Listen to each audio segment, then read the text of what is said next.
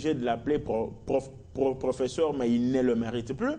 Il est professeur d'université dans la province orientale. Il fait une machination frauduleusement grave pour se taper un logis dans le camp des professeurs de l'université de Kinshasa, au plateau des professeurs. Pour ceux qui ont étudié à l'université de Kinshasa ou ceux qui vivent à Kinshasa, ils savent bien. Mais cela doit suivre le cours normal des choses. Donc il a précipité la machine. Il a précipité la machine tout en sachant, comme on l'avait dit ici, quand on exhortait le chef de l'État à mettre fin à cette affaire, parce que je reviens à cette anecdote, quand on a une femme à qui l'on annonce 2 semaines avant qu'on va divorcer, elle se comporte en un léopard, même si on n'encourage pas ça, ce n'est pas une raison pour qu'on arrive à faire ça. Voici ce que Inglobo, M. Chello, professeur d'université de ma République, a fait. Et la sanction, c'est quoi? Ce n'est pas seulement la révocation. Vous allez suivre on le révoque. Oui, mais il faut des suites on le révoque. Il rentre chez lui, il se la coule douce avec tout ce qu'il a eu à bénéficier pendant qu'il était membre du gouvernement. Il vit en quiétude avec sa femme et ses enfants et ça suffit. Et qu'est-ce qu'on va dire à ceux qui viendront après lui, qui vont se comporter de la même manière, mais ils se diront, je fais tout ça, je gagne de l'argent, je rentre chez moi, on ne me fera rien. Nous sommes dans un état de droit. L'état de droit renvoie à la sanction. Parce que ça, ce n'est pas la sanction, c'est une mesure administrative. C'est conservatoire. Monsieur Chello doit être traduit devant les cours des tribunaux pour qu'il justifie où sont allés l'argent des professeurs. Les frais alloués aux professeurs. Pourquoi a-t-il marché sur la volonté de la République? La volonté de la République, ce sont les garde-fous en amont placés par le gouvernement pour éviter les dérapages des membres du gouvernement. Pourquoi l'a-t-il fait? Il y a des sanctions et s'il échec, à mon humble avis, il ne faut pas que demain ou après-demain, qu'on le revoie dans la gestion de la chose publique. Il doit disparaître totalement. Et s'il échec, même en tant que chargé de cours, on doit les lui retirer jusqu'à voir comment un professeur d'université se comporte comme ça et quelle éthique morale donnera-t-il aux étudiants? Jean-Marie Kassamba, hier, vous étiez étudiant. Oui. Bienvenue Marie Bakoumane était étudiant et tout le monde ici. Et les professeurs, c'est votre modèle. Et ce que nous sommes aujourd'hui, c'est le fruit de l'excellence nous inculquée par nos professeurs. Mais un professeur immoral, un professeur qui estime que la République démocratique du Congo est une vendetta, est une jungle. Pourquoi le garder là? Il faut l'aider à rentrer, même pas dans sa province, mais dans un village où il n'a jamais habité pendant 10 ans, pour qu'il ne revienne plus à ces choses. Pas parce que ce sont des mesures qui doivent être coercitives. Mais les gens des droits de l'homme vont vous dire... Non, non, ils n'ont pas de place ici. Si, aujourd'hui, je les attends. Il a des droits même s'il a commis des fautes. Je les attends. Aujourd'hui, que le gouvernement de ma République s'occupe bien des Koulouna, alors que il y a 2 semaines, je me promenais sur Victoire sans sécurité. Hier, j'y étais sous la pluie. Je n'ai vu aucune tentative de menace. J'attends Victoire. Oui, sur Victoire. Bon. Donné comme jungle.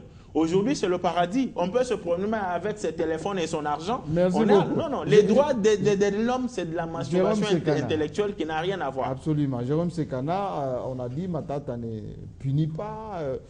Il a peur de certains professeurs grosses têtes, en fait, vertébrés, etc. La suspension et révocation, surtout des Chello, c'est à mettre dans le compte de tolérance zéro, c'est à mettre dans le compte de faire respecter les ordres, enfin, on va dire la procédure du gouvernement. Les deux. Mais cette décision m'a plu pour la simple raison que dans ces pays, l'impunité était devenue un sport national. Vous commettez, oui, on vous regarde. Un sport national. Et les gens s'est livrés à ces sports-là sans se faire des soucis. C'est comme si on n'a pas les instances judiciaires, en l'occurrence le procureur général, ne se saisit pas illico presto de certains faits comme ça, de parce qu'il y avait des parapluies, il y avait un tel comportement en France, le lendemain vous alliez apprendre qu'on a ouvert une action judiciaire et tout ça, ouvrir. Donc ça révolte. Nous avons toujours reproché, moi y compris, le fait que l'impunité, c'est le point faible du gouvernement Kabila, où on voit les gens détourner les deniers publics et le lendemain être nommés à d'autres fonctions pour aller voler encore. Oui. Alors là, si le président révoque par ordonnance On dit que c'était présidentielle. précipité, il fallait documenter. C'est faux et archi-faux. Tout ce que les confrères ont dit ici, c'est vrai, Oui. mais il faut ajouter, parce qu'ils ont énuméré presque l'essentiel, il a antidaté Ah, il a la antidaté mise aussi. en place. Donc, Ça, c'est- quand l'usage des faux, ça. bien sûr, il a antidaté la mise en place pour être en dehors de la date De la citée, circulaire. de la circulaire du Premier ministre, pour dire que voilà, c'était une décision qui a été prise bien avant que la circulaire n'arrive. C'est une tricherie grave, c'est une infraction très grave. Donc, moi, je pense que nous devons, quand il est entré ici, il a essayé de remettre de l'ordre en 97. Pas avec la chicotte. Attention, je vais donner des exemples. Oui. Parce que vous voyez comment nous voyagions à bord de nos taxibus. Oui. Même dans les taxis, on se mettait à deux. Mais on a usé quand même d'une certaine rigueur et les choses ont changé. Aujourd'hui, nous Vous êtes portons la partisan ceinture. de la chicotte? Bien sûr que oui, il faudra réhabiliter ça. C'est très important Les droits de pour l'homme. certains cas. Les droits de l'homme, il a parlé de la masturbation intellectuelle. Droits de Souvent, l'homme? c'est du chantage. Oui. Parce que les droits de l'homme, on ne l'exerce pas Moi-même, dans des le pays gars, il a occidentaux. été sur devant les caméras en France. Je voudrais d'abord continuer mon raisonnement. Alors, comment vous pouvez vous expliquer un tel comportement? Moi, je pense que nous ayons envoyé les gens en prison, dont les ministres. Je me souviens, les gens se demandent, mais Mouzé, comment il arrivait à payer les soldats $100 et tout ça le mois? Mais l'argent, il l'a trouvé auprès de ces voleurs. Il les imposait, monsieur, vous donnez l'argent, je vous libère. Et ils ont payé des millions. Mais je vous dis, il faut un jour qu'on organise des émissions pour expliquer aux gens comment les choses se sont passées. Quand quelqu'un détourne de l'argent du denier public, il doit rembourser jusqu'au dernier centime. Mais l'argent des professeurs. Non, c'est quand quelqu'un commet une infraction, il faut nécessairement qu'on aille jusqu'au bout. Le problème, c'est que, bon, on en parle quand les faits sont encore fimants, et quelques temps après, on oublie. Moi, je pense qu'il faut continuer. Il y en a beaucoup. J'ai lu dans la presse, on parlait de l'ONEM, on parle d'autres... Oui, l'ONEM, oui. Les mises en place de l'ONEM. Oui, on parle... Mais tous ceux qui se sont compromis, mais il faut les sanctionner. On attend quoi? Et ça doit être tout cas de flagrance. Et je voudrais compléter, parce que notre ami... Daniel Safo a dit quelque chose, je ne suis pas d'accord avec ce qu'il a dit. Ah, si. Il existe un logiciel à la primature. Je ne me fais pas le porte-parole de la primature, mais j'ai vu ça. Lorsque vous déposez une correspondance, dans moins de 48 heures, vous avez la réponse. Michel dit, dans moins de 48 heures.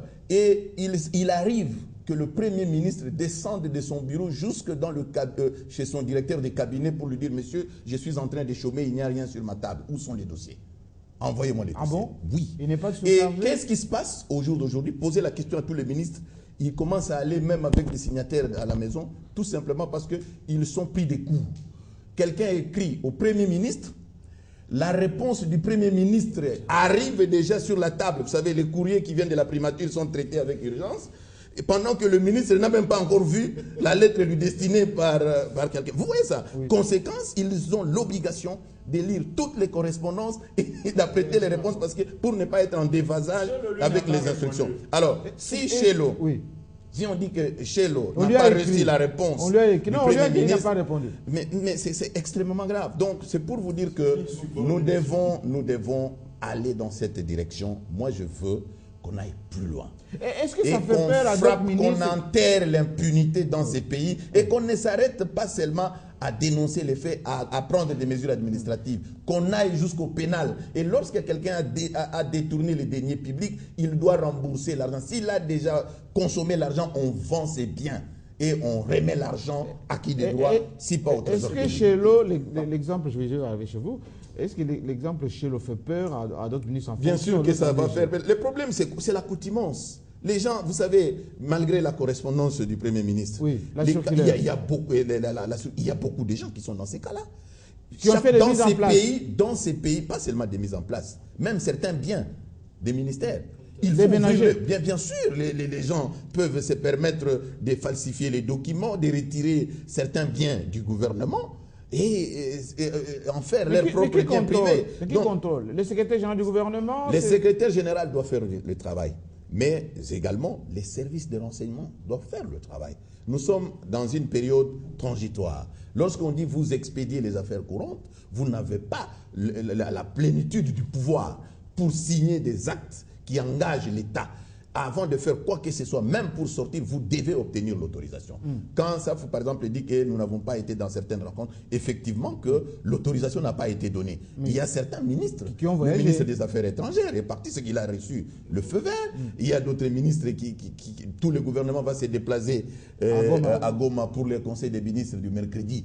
Eh bien, ils seront autorisés. Donc, les choses doivent se faire comme ça. Nous devons arriver à gérer le pays selon les règles de l'art. Daniel Safo. Monsieur Jean-Marie, je ne cesserai jamais de le dire que nous avons des types de politiciens. Nous avons des immoraux et les moraux. Chez au moins se retrouve dans la première catégorie des immoraux. Mais pourquoi? Mais regardez. Au-delà qu'il a antidaté... Oui, pas seulement l'antidaté. Il n'est pas le seul. La lettre, quand le Premier ministre, la circulaire passe. Mais Kaboulou, le ministre, il a nommé ses frères. Mais est-ce que vous avez des preuves? J'ai des preuves. J'en arrive, M. Jean-Marie. Je suis un journaliste. M. Jérôme a soulevé un point important. Il dit les services doivent travailler maintenant. Si nous avons des services adéquats qui fonctionnent et qu'ils ont les moyens pour fonctionner, là encore c'est un aspect, nos services n'ont pas des moyens adéquats. Peut-être ils ont la formation, ils sont compétents. Donc il faut leur donner les moyens. Il faut leur donner les moyens pendant cette période qu'ils arrivent, n'est-ce pas, à saisir les immoraux, n'est-ce pas, dans leur comportement machiavélique. Mais je reviens maintenant, je fais allusion à Kabololo. Si c'est les Massi, on a révoqué Chello parce qu'il a antidaté. Moi, je crois qu'il y a encore d'autres Chello dans ce gouvernement. Mais il y a encore des Chello. Il y a encore des Chello, il y en a. Il y a encore des Chello, il y en a. Peut-être lui, c'est juste, il est victime au-delà. Il a été trop visible. Au-delà de son comportement, il a commis d'autres actes. Il n'a pas été aussi poli à l'endroit de son Premier ministre. Son chef. Il a failli même porter sa main sur le Premier ministre. Qu'on se le dise. C'est crime de lèse-majesté. Qu'on arrive. Mais regardez maintenant les vrais problèmes. Où sont nos cours et tribunaux? On doit donner du travail. Il faut qu'ils soient saisis quand même. Le procureur général de la République en tant que ministère public s'est saisi d'office des cas de flagrance. Mais on n'a jamais vu ça dans ces pays. Jean-Marie, quel est le rôle du procureur général de la République? Son premier rôle, c'est à la recherche des infractions. Mais celui-là, combien de fois il a ils sont devenus plus mais il travaille. Non, il travaille, mais avec... Mais il ne faut pas non plus qu'on soit dans un état policier. J'en arrive, non, pas un état policier. Le procureur général est appelé à chercher les infractions. Mais j'en arrive. Il y a aussi un élément important qui peut aussi entraîner un comportement immoral, notamment la longue attente du chef de l'État. Il y a des mois, l'État est bloqué. L'État est à la recherche d'un nouveau gouvernement. Nous ne sommes pas en Belgique, nous ne sommes pas en Allemagne. Ou en Italie. Nous, les problèmes sont clairs. Donc, si en Italie, il y a eu un an. En Belgique, il y a eu un an. Mais là, l'administration est très forte. Ce que nous reprochons à Joseph Kabila... La Belgique, 522 jours. Ce que nous reprochons à Joseph Kabila, il sort d'un sommeil dogmatique. Lui qui hier... Non, il travaillait laissez-moi terminer. Avec sa méthode. Il sort d'un sommeil dogmatique parce que mon confrère vient de le dire. Hier, il n'y avait pas la notion de punir. L'art de punir n'existait pas. Mais comme on est dans un début du commencement, comme on vient de... Mais il y a eu d'autres ministres qui ont été révoqués quand même. Comme on est maintenant c'est 4, oui. Comme on est maintenant dans un processus, on commence, n'est-ce pas, à punir, que les chefs de l'État donnent de la valeur aux cours et tribunaux. C'est-à-dire qu'après sanction, il faut déférer, n'est-ce pas, la personne devant les cours et tribunaux. C'est aux cours et tribunaux, n'est-ce pas, parce qu'en fait, il faut reconnaître que l'homme est avocat de lui-même. Michel aussi, il va vous dire que non, c'est là. L'homme est avocat de lui-même. Il y a aussi une notion juridique que l'autre ne va pas me contredire, la présomption de l'innocence avant tout jugement. Donc, à l'heure où nous sommes, bien qu'il est suspendu, révoqué, il demeure encore innocent. Pour qu'il soit réellement sanctionné de manière juridique, il faut qu'il soit jugé. Il faut qu'il soit jugé. Là, vous vous retrouvez. Ça va donner du poids. Ça va donner du poids. Ça va donner du poids à la justice congolaise. Ça va donner de la valeur à nos cours et tribunaux. Et ça va encore donner du poids à Kabila, qui hier ne punissait pas, il commence à punir. Ça va lui donner du poids. Il y a eu 4 ministres de punir. Nous avons besoin de ça. Jean-Marie, il faut qu'on fasse une analyse. On doit rester aussi sur le plan des faits. Parce que sinon, on se perd. Parce que ceux qui sont à l'étranger vont dire, bon, le ministre, on le reproche quoi? On a parlé d'antidater les mises en place, l'argent des professeurs. Il rançonnait aussi les recteurs d'université, qu'on se le dise. Il faut un pourcentage. C'est le ministre de 10%. Pendant la période suspecte, le professeur Chello aurait signé une centaine d'arrêtés. Une centaine, accordant des des permis de fonctionnement à des institutions d'enseignement supérieur privées. Et avec contrôle ou sans contrôle?